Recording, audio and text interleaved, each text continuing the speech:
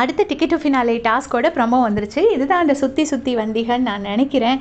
எனக்கே இப்போ பேரெல்லாம் ஒரே மாதிரி இருக்குது, பயங்கர கன்ஃபியூஷனாக இருக்குது.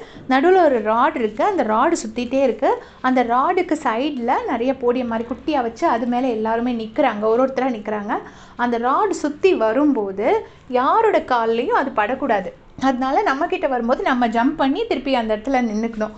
அது மேலே அந்த ராட் மேலே நம்ம கால் பட்டுருச்சுன்னா நம்ம அவுட் ஆகிடுவோம்.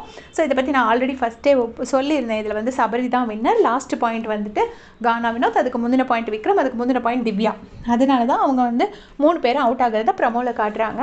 ஃபஸ்ட்டு வந்துட்டு கானா வினோத் அவுட். அவர் கால் ஸ்லிப்பாகி கீழே விழுந்துடுறாரு. அவருக்கு ஏதோ நேரமே சரியில்லைன்னு நினைக்கிறேன். ஒரு டாஸ்க்லையும் ஏதாவது ஒன்று வந்துகிட்டே இருக்குது. அதனால அவர் கால் ஸ்லிப்பாகி கீழே விழுந்துடுறாரு. அதனால அவர் அவுட் ஆகிடுறாரு.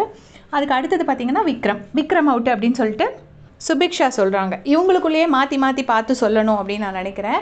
அதனால் ஃபஸ்ட்டு வினோத் அவுட்டுங்கிறது யாரோ சொல்கிறாங்க, விக்ரம் அவுட்டுன்னு சுபிக்ஷா சொல்கிறாங்க. அப்போ விக்ரம் அவுட் ஆகி இறங்கி போயிடுறாரு.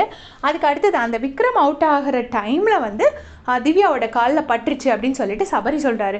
ஐயோ எனக்கு படவே இல்லை, நான் படவே இல்லை அப்படின்னு சொல்லிட்டு திவ்யா சொல்கிறாங்க. அதுக்கு சபரி சொல்கிறாரு, இல்லை அவன் இறங்கும் போது அந்த இது பட்டு உனக்கு காலில் பட்டுச்சு, நான் பார்த்தேன் அப்படின்னு சொல்கிறாங்க. அவர் வந்துட்டு அவங்க வந்து அழுதுகிட்டே வராங்க. வந்து இங்கே வந்து உட்காந்துருக்காங்க, பக்கத்தில் சுபிக்ஷா உட்காந்துட்டு படவே இல்லடி, நான் என்னன்னே தெரில அப்படின்னு சொல்லிட்டு அழுறாங்க. அழுதவொடனே பிக் பாஸ் வந்து காத்திருங்கன்னு சொல்கிறாரு. பிக் பாஸ் இந்த விஷயத்துக்கு காத்திருங்க சொல்கிறாரா, இல்லை மொத்த கேமும் முடிஞ்சதுக்கப்புறம் அதில் முடிவு சொல்கிறதுக்கு காத்திருங்க சொல்கிறாரா தெரியல. ஆனால் சபரிக்கு கண்ணு காது மூக்கு எல்லாம் பயங்கர ஷார்ப்பு. அதனால அவர் சொல்லியிருக்கிறதுனால அநேகமாக திவ்யா காலில் பட்டிருக்குன்னு தான் நான் நினைக்கிறேன். அதனால தான் அவங்க வந்து நம்ம மார்க்ஸ் படியும் பார்த்திங்கன்னா சுபிக்ஷா, வினோத், விக்ரம், திவ்யா இவங்கெல்லாம் தான் லீஸ்ட்டில் இருக்காங்க. அதாவது நான் சொல்கிறது இந்த 4th டாஸ்கில். ஸோ திவ்யா வந்து அந்த இடத்துல அவுட் ஆகிருப்பாங்கன்னு தான் நான் நினைக்கிறேன். அதை பற்றி உங்களுடைய கமெண்ட் சொல்லுங்கள். தேங்க்ஸ் ஃபார் வாட்சிங்.